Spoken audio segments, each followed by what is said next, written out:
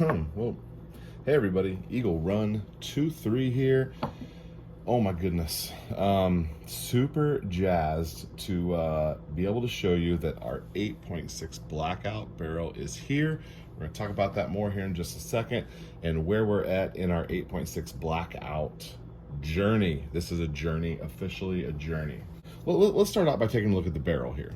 So it came like this, with a red cap on the threads and a red cap on the barrel extension. This barrel is, the appearance and the finish of this barrel are 10 out of 10. I've held dozens of barrels in my hands at this state right here, and this is a really nice barrel. This is the second Faxon barrel I've had. The other one is 223 Wild, and I don't know that it was even as nice as this is. This is from the Big Gunner series, so the profile of this is the Big Gunner profile. You can hit up those guys if you want to know more about that, but it seems to be really perfect, actually. One thing that I don't know if you can notice here, but they have a little groove that is recessed right there where the gas block sets. And I was reading about this, and apparently that is there so that your gas block is able to set all the way flush up where it's supposed to. And if any dirt or crud or anything are on there when you're putting that on, it's like a little recess for that. So I remember reading about that on the Faxon website. Now, this is a big bore. We're talking about 8.6 millimeters here, and it's big. So let's take a look at the end of this. Big, beefy bore diameter there. Thread pitch on here is like the 5/8 one. Big thread pitch. I'm gonna have to we're gonna have to do something specific when we get to a muzzle device and eventually a suppressor, because that is not a standard. You know, by standard, mostly people are shooting a 223 5.56 and a 308 6.5, and so 6.5 Creedmoor, PRC, whatever. So this is bigger than both of those. Let's let you look right down there. Do you see the insane level of spinach? It is insane to look down there and see that tight of rifling in there. Really stinking cool. That's what makes this, that's the spin is what makes this so crazy. There it is right there.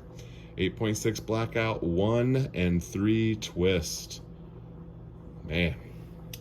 Okay, so let's go ahead and update where we're at, what we need, and what's going on.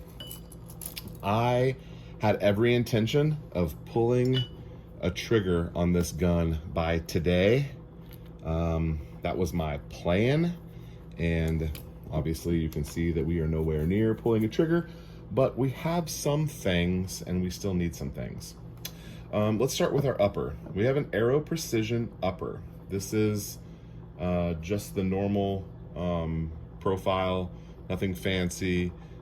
We've got it assembled, ready to rock. So we can check the fit up on that to see what we think about that.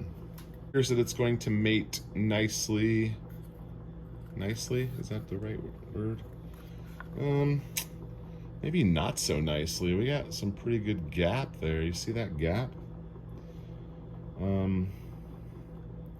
don't know what we can do about that. We'll have to, I don't know. We'll address that later. We're not there yet. It does fit tightly on there, which is good. Although I'm sure the polymer is going to wear a little bit. We are doing polymer on this. I don't know. We'll see. So next, let's check our, just for fun here, let's see how tight this is going to be. I'm hoping that it's going, oh. Yeah, that is a pretty nice connection. Oh, there's just a little shake there. I wish that was tighter. To be honest, I wish that was tighter. I've had some that you almost have to do that barrel nut a couple of times to kind of pull that together. We're going to do our best to check this face to make sure this face is flat. I have a lapping tool for 223, but I don't know that it's going to work on 308. So I don't know if I mess with. I'm probably not going to. I'm going to be honest. I'm not going to mess with that right now. We are way in the weeds on this project, and we still haven't pulled a trigger yet. So let's talk about what else we have here. Obviously, we've got our bolt. We've seen that. I do not currently have a headspace gauge. Am I crazy for not doing a headspace on this? Do I need to spend $100 to get a headspace gauge? I don't know. Let me know in the comments. Next, we have a super nice Superlative Arms gas block. I had this for the 6.5 Creedmoor build. I ended up going with a different brand, and my intention was to put this on that Creedmoor at some point, but the Creedmoor cycles just fine with how I have it adjusted, so I'm not gonna mess with it. So that means this really nice, you know, $85, $95 gas block is going to go on this gun. Now, I don't know what gas situations we're going to have. We're shooting a 16-inch barrel. We're gonna be shooting it unsuppressed at first.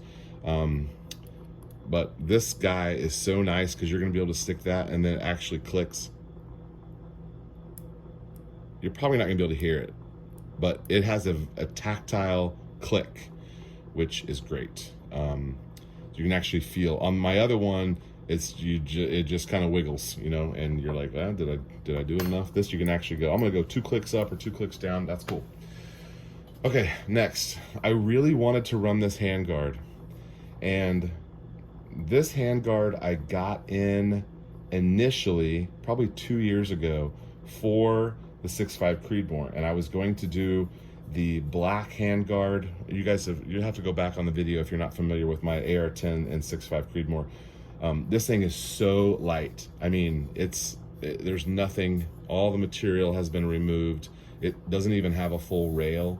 I really like this Handguard, but I got 2 problems with it.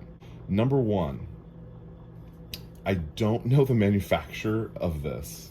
I have the M-Lock logo and I've got USA. I think that this is Gun Tech. I think that's what it's called. But here's the problem. Somehow I have either lost the barrel nut or I've lost the connections to adhere this to the barrel nut. And then in addition to that, is this not even the right barrel nut? Because that doesn't fit in there. So I love this Handguard, but I can't use it. I don't have the parts for it.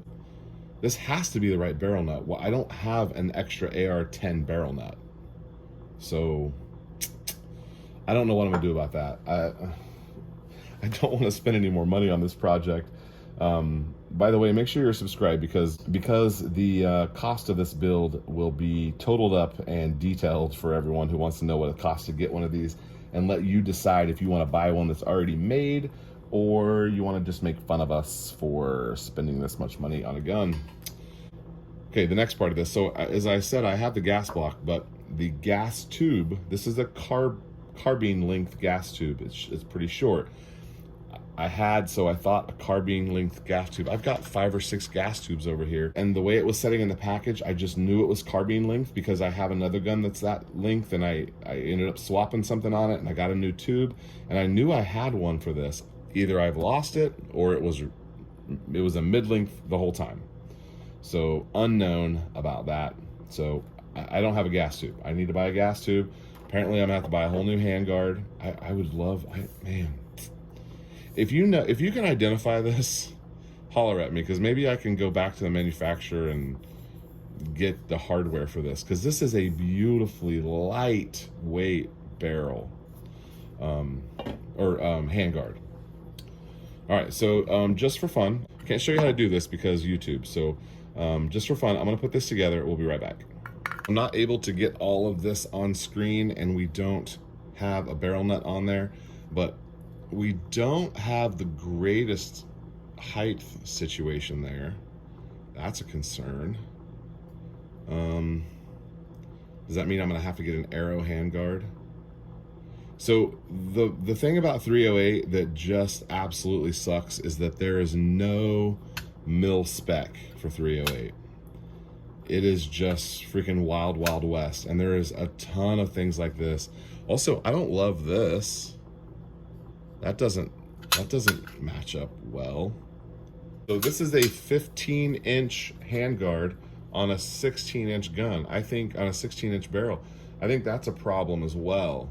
I don't love that, although it would look better with a suppressor on there, which we'll have at some point. I don't know. What do you think about that? I think it needs to be shorter, don't you? I have the charging handle. I've got the gas block. I need a tube. And then here's the next thing.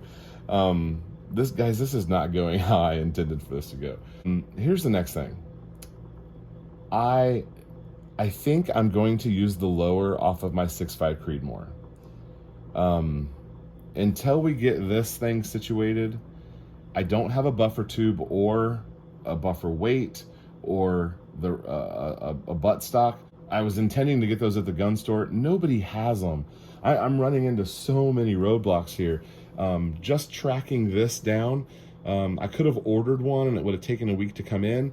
I was out of town last week at church camp, and so I went by the local gun store and said, hey, order me one.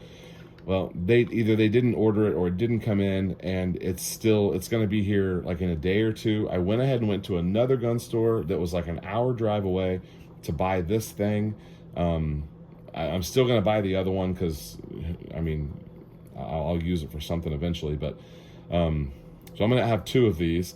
And then the only bad thing about having two of these is that the long-term goal for this gun is that it gets a matched billet upper and lower and a different handguard. So I wanted to use this handguard so I don't have to buy another handguard, and then I'm still going to have this other handguard. On another note, let's move on here. What is going well? We're going to go with the BCM Gunfighter Mod 3. This is a little bit more, I think it's like a 15 degree is what they call it. We have a little bit of a more up and down grip for this, so I'm excited about that. I've never had a BCM product, so excited to try that out. Pick that up at the local gun store. Next, let's talk about the ammo. There's a card that came in my barrel, and that card allowed me to go onto Gorilla Ammunitions and punch in my unique code and order the first run of ammunition. Couple things about that. It's $2.75 a round, and you could only get 100 rounds. So I bought the max, so I spent $300, $270 plus shipping, $300 on some ammunition. I thought it was going to ship on Friday. I still don't have a shipping confirmation on the ammo. My assumption was it was going to ship on Friday or Monday, and I would have it on Wednesday. It is Wednesday, and I do not have it. So I don't know if it's shipped. I've got to go back to them and see if I can log on and get a tracking number. So we don't even have ammo right now. I thought I would have ammo. I thought I'd have this thing together. Thought we'd be ready to rock. We're not. I really don't want to be all doom and gloom on this. This is the part of the process that is the love-hate thing. I love building my own firearm, but it would have obviously been way easier to just go buy, a complete upper.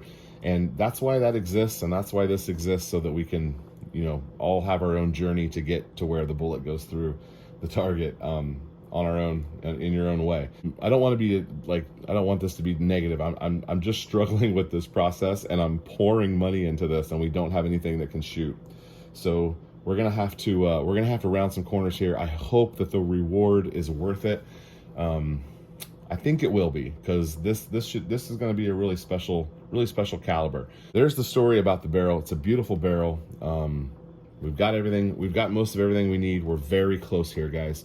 We can tentatively set a goal. Probably in the next couple of days, we should be able to get this thing to shoot, and you will be the first to know. Make sure you're subscribed. Follow on Twitter and on Instagram, just at EagleRun23, and we'll see you guys on the next video.